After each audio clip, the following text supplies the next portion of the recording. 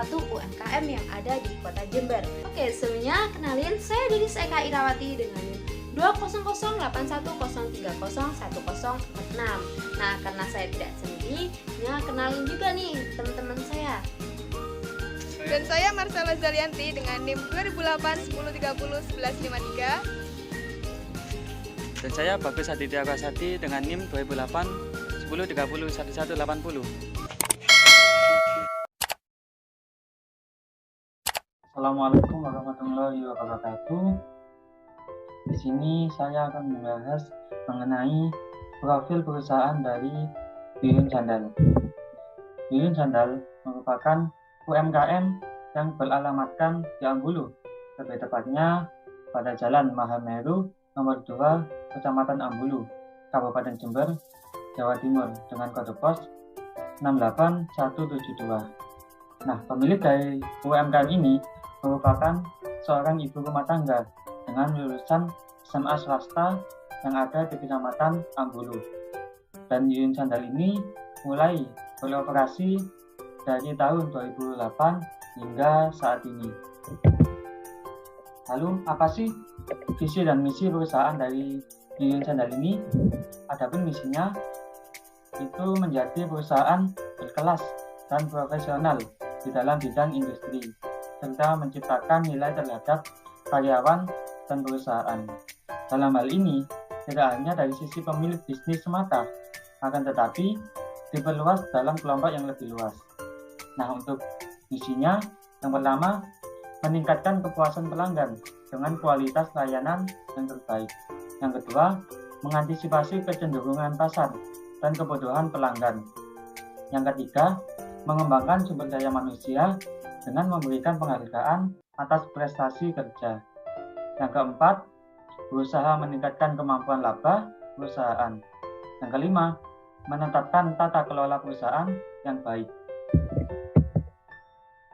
Nah, lalu apa sih produk yang dijual pada Yuyun Sandal ini?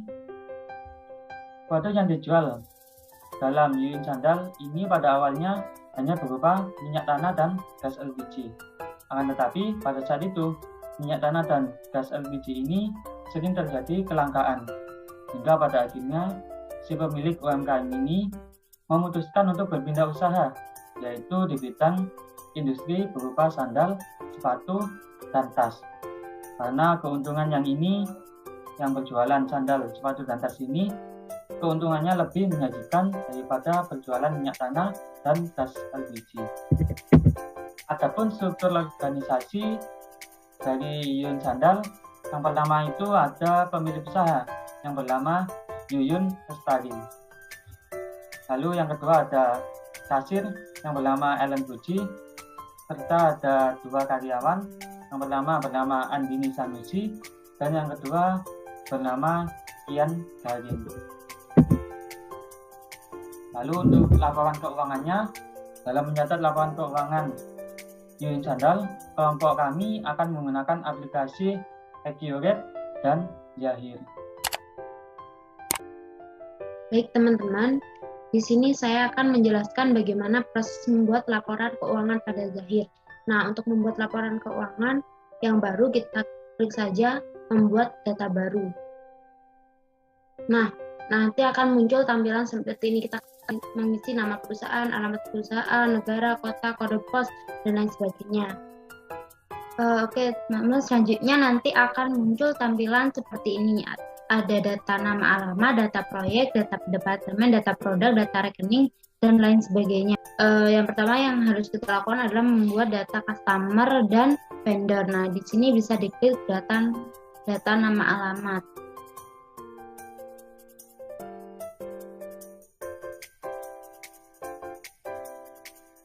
Nah, karena di sini saya sudah membuatnya, nanti di sini akan muncul nama-nama vendor dan alamat. Nah, untuk membuatnya teman-teman bisa klik tambah. Nah, nanti akan muncul seperti ini. Jika teman-teman mau bikin customer, tinggal diklik customer. Jika supplier, nanti di sini ada nama vendor. Baik, untuk selanjutnya kita membuat data produk. Nah, karena di sini saya sudah membuat data-data produk yang ada. Nah, nanti kalau teman-teman mau buat yang baru, teman-teman tinggal klik yang tanda panah di sini, tanda plus.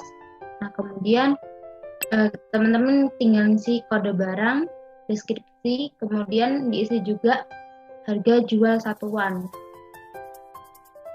Oke, yang selanjutnya untuk membuat harga beli, teman-teman bisa klik di setting.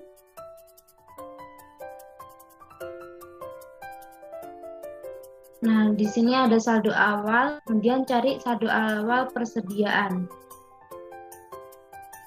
Nah, nanti teman-teman di sini akan muncul tampilan yang seperti ini. Saya sudah membuat saldo awal pada akun persediaan yang ada. Nah, untuk menambahnya teman-teman tinggal klik yang baru.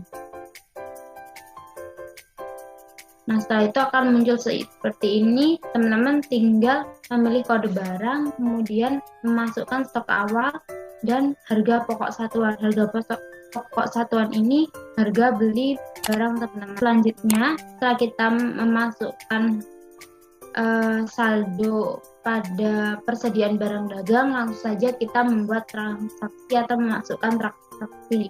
Nah, di sini ada buku besar yang pertama.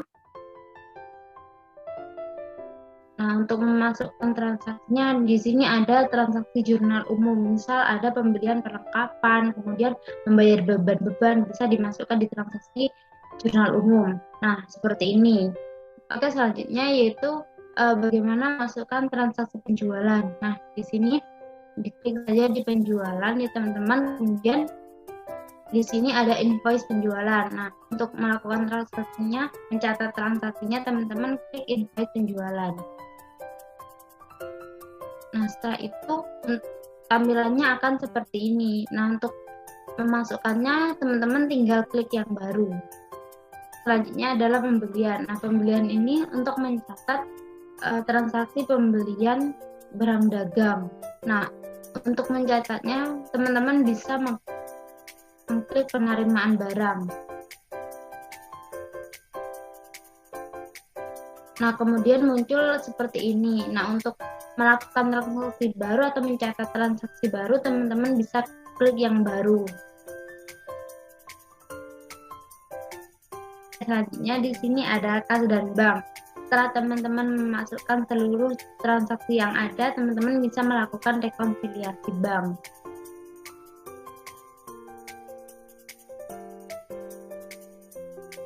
Nah, ini nanti saldo rekening korannya ini teman-teman bisa memasukkan nominal dari bank yang ada, nominal bank yang ada. Selanjutnya untuk melihat laporan keuangan dan juga laba rugi dan neraca dan lain sebagainya, teman-teman bisa klik yang laporan. Nah, nanti di sini akan muncul laporan-laporan yang kita butuhkan untuk perusahaan kita, seperti laporan laba rugi, neraca, kemudian arus kas, semuanya ada di sini. Nah, ke teman-teman, selanjutnya kita membuat laporan keuangan pada Accurate. Nah, yang pertama kita buat daftar terlebih dahulu. Nah, di sini ada daftar pemasok dan daftar pelanggan. Kita bisa memasukkan daftar pemasok. Nah, nanti akan muncul tampilan seperti ini. Nah, untuk membuatnya kita klik saja yang baru.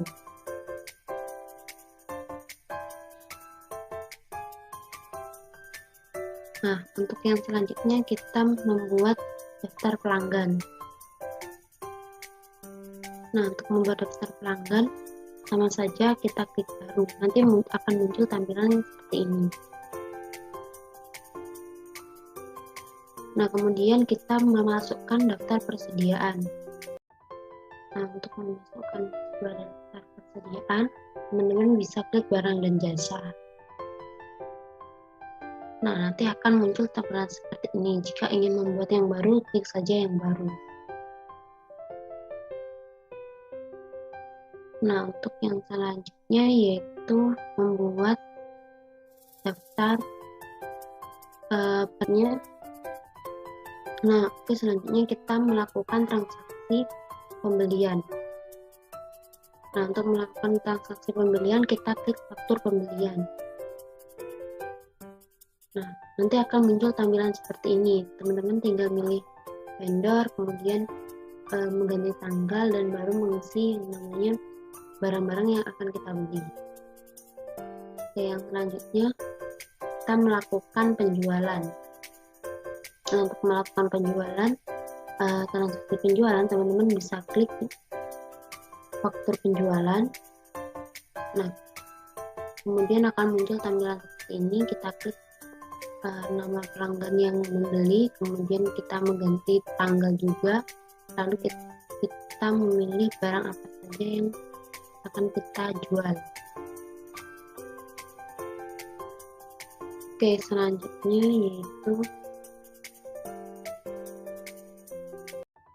yaitu mengenai buku besar.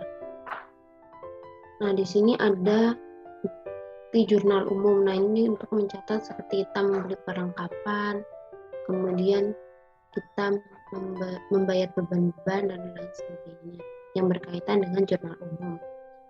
Nah, untuk yang selanjutnya kita klik saja kas dan bank. Jadi kas bank ini digunakan untuk merekonsiliasi bank kita. Nah, setelah semua transaksi yang selesai kita input. Nah, untuk melakukan pembayaran utang dan pembayaran piutang, kita bisa klik pembelian. Nah, untuk pembelian ini, klik saja pembayaran pembelian untuk pembayaran utang.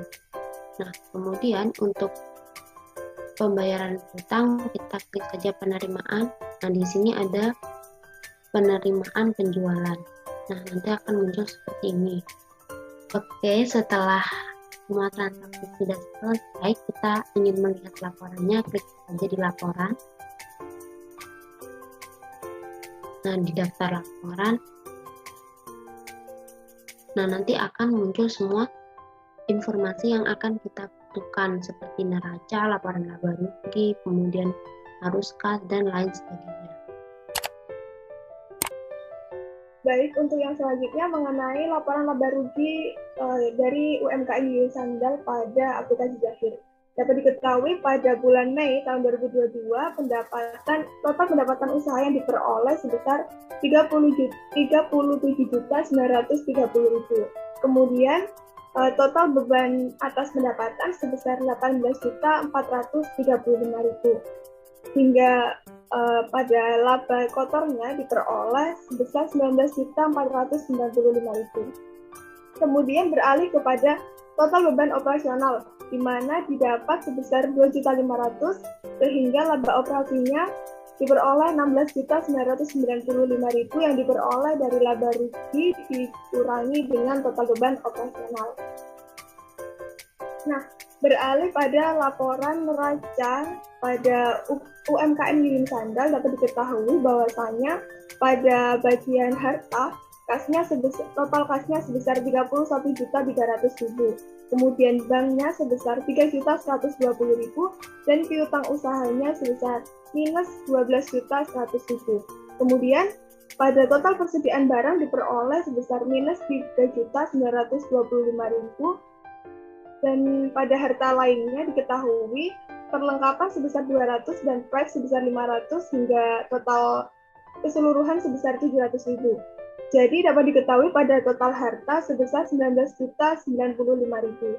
Beralih kepada kewajibannya, diketahui total utang usaha sebesar minus 7.900.000 hingga total kewajibannya juga diperoleh minus 7.900.000. Nah, pada modal sendiri diketahui modalnya sebesar 10 juta dan laba tahun berjalan sebesar 16.995.000 hingga total modalnya diketahui sebesar 26.995.000 yang diperoleh dari total modal ditambah dengan total laba yang menghasilkan total kewajiban dan modal sebesar 19.095.000. Nah, kemudian Di sini tertera laporan laba rugi dari UMKM Yuyun Sandal dengan menggunakan aplikasi Accurate. Diketahui total pendapatannya sebesar 37.930.000. Kemudian jumlah harga pokok penjualan sebesar 18.435.000 dan laba kotornya yang diperoleh dari jumlah pendapatan dikurangi dengan jumlah harga pokok penjualan sebesar 19.495.000. Kemudian beralih pada beban operasi, di mana jumlah beban operasi diketahui sebesar 2.500.000 dan pendapatan operasinya sebesar 16.995.000. Nah, pendapatan operasi ini juga merupakan hasil dari laba rugi bersih, merupakan hasil dari laba bersih yang diperoleh dari laba kotor dikurangi dengan jumlah beban operasi.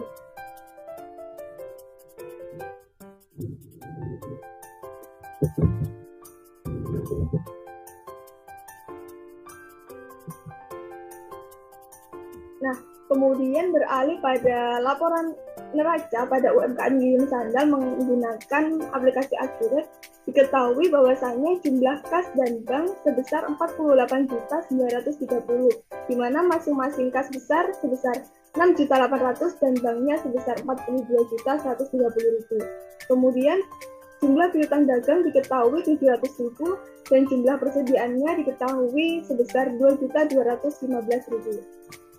Kemudian pada jumlah aktiva lancar lainnya yang diperoleh dari hasil perlengkapan dan price sebesar 700.000 hingga hasil dari aktiva lancar diperoleh sebesar 52.545.000.